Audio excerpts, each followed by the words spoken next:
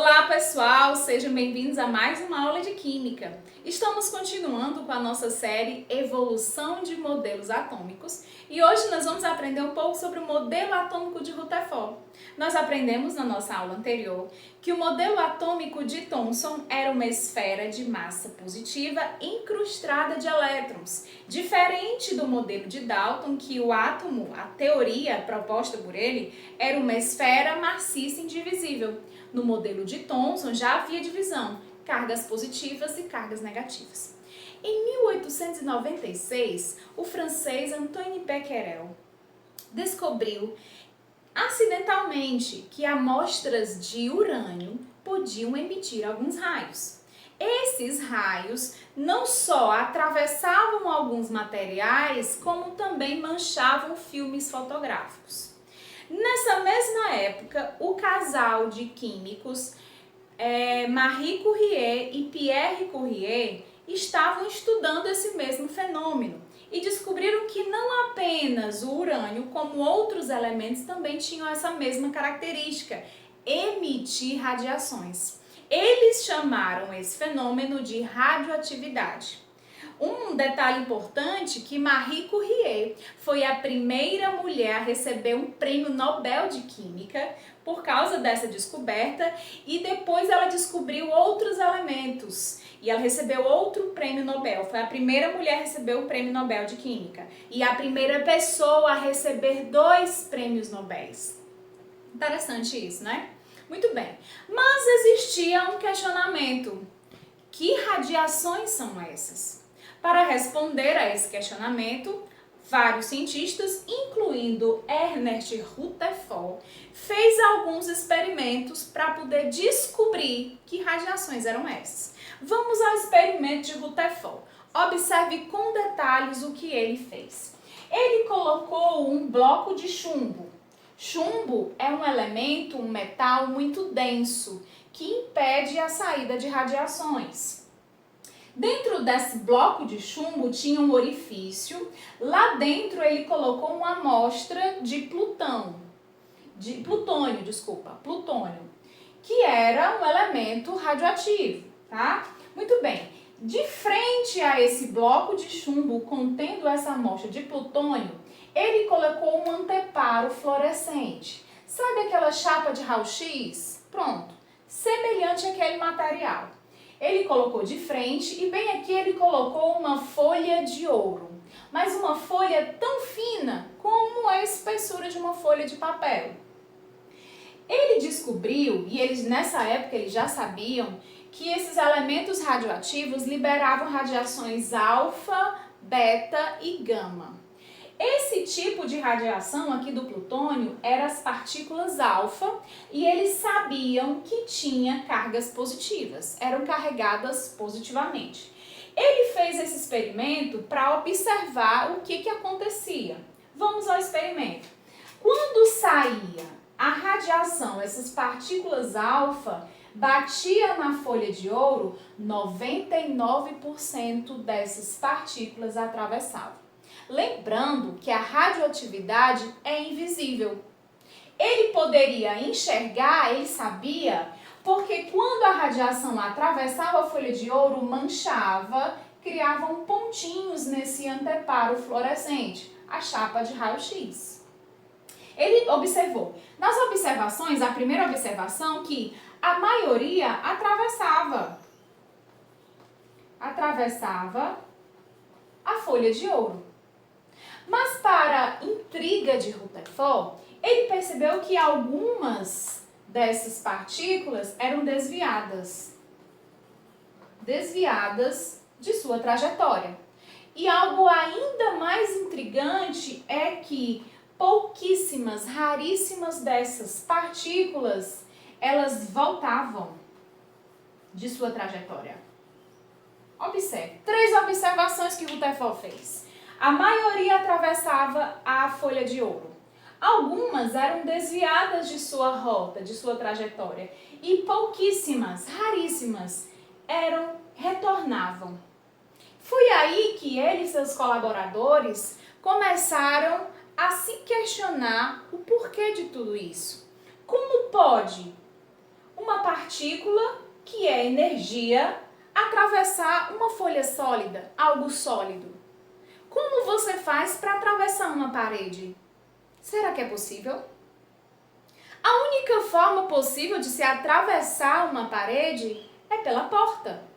Considere que a porta aberta consiste em um espaço vazio. Então ele descobriu facilmente que dentro da folha de ouro, na organização dos átomos, existiam espaços vazios. Então, a primeira conclusão que ele teve com a maioria das partículas atravessando é que dentro do átomo existiam espaços vazios. Só assim era possível explicar a passagem de tantas partículas. E a gente pode considerar que esses espaços vazios são extremamente grandes, porque a imensa maioria das partículas conseguia atravessar. Outras duas perguntas ficaram entoando na mente de Rutherford e ele procurando uma resposta. O que fazia uma partícula seguir a sua trajetória e de repente desviar dessa trajetória? O que faz você andar pelo seu caminho e te faz desviar? O que te faz desviar na sua trajetória? Se não algum objeto que atrapalhasse a sua trajetória? Pronto. Então ele observou que dentro desse átomo existia um obstáculo, certo? Esse obstáculo, era capaz de desviar essas partículas. Mesmo assim, continuava os questionamentos. Que obstáculo era esse? E a outra pergunta de Rutherford era por que tão poucas partículas desviavam a sua trajetória. O que faz você seguir o seu caminho e de repente você simplesmente dar a volta, voltar para trás? O que te faz? Ele pensou, só tem uma explicação. Se as partículas têm cargas positivas, quando ela segue, em algum momento ela encontra um obstáculo com a mesma carga positiva. E a gente já sabe, nessa época eles já sabiam também, que cargas de sinais iguais se repelem, sinais contrários se atraem. A única explicação e essa explicação era verídica, porque já tinha sido comprovada pelos experimentos de Thomson, que a partícula alfa carregada positivamente só retornava de sua trajetória porque encontrava um obstáculo também de carga positiva. Nesse caso, nós temos que eram cargas, no átomo existem cargas positivas, ok? Muito bem. Eu vou fazer um pequeno desenho para que você consiga visualizar o que acontecia. Ele percebeu o seguinte, que o átomo, dentro do átomo, existem imensos espaços vazios. Dentro existe um núcleo muito pequeno. Esse espaço vazio permitia a passagem dessas partículas alfa, sem nenhuma dificuldade. Esses obstáculos, na verdade, eram o núcleo. Quando uma partícula passava muito próxima desse núcleo, lógico que existia a repulsão entre essas cargas por serem de sinais iguais. Então ela desviava sua trajetória. Quando ela batia de frente com esse núcleo positivo, as duas cargas positivas automaticamente se repeliam. Então ele propôs um novo modelo atômico.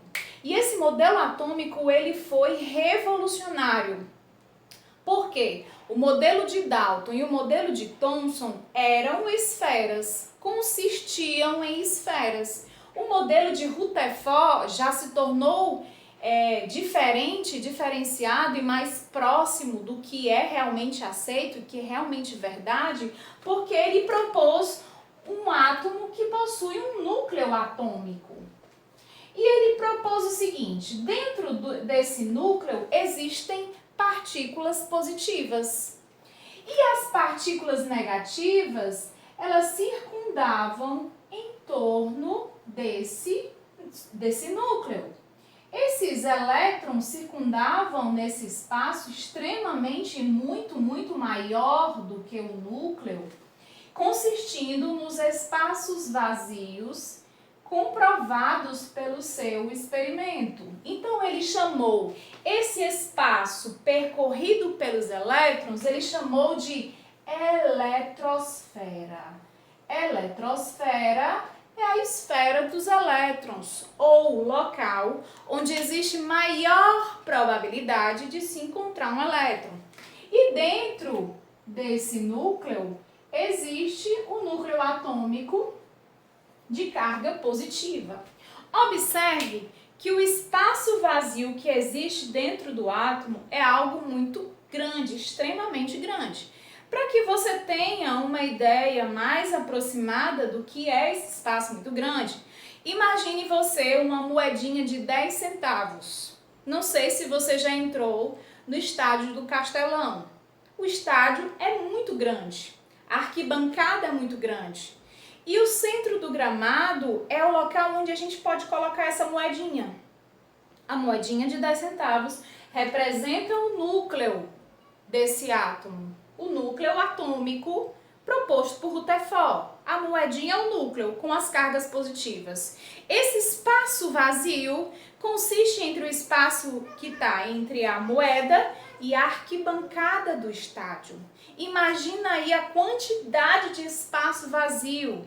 Tanto é que as partículas conseguiam atravessar sem muita dificuldade. Na hora que encontravam esse núcleo de carga positiva, de mesmo sinal, ela sofreu repulsão. Mas esse modelo também tinha um problema. O problema era a estabilidade desse átomo.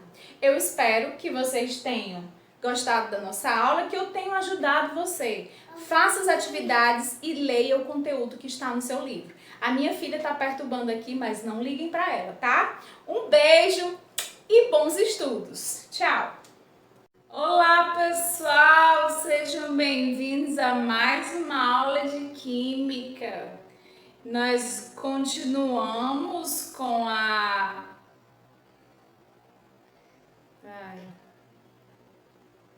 Olá, pessoal! Sejam mais... Já, tá vendo?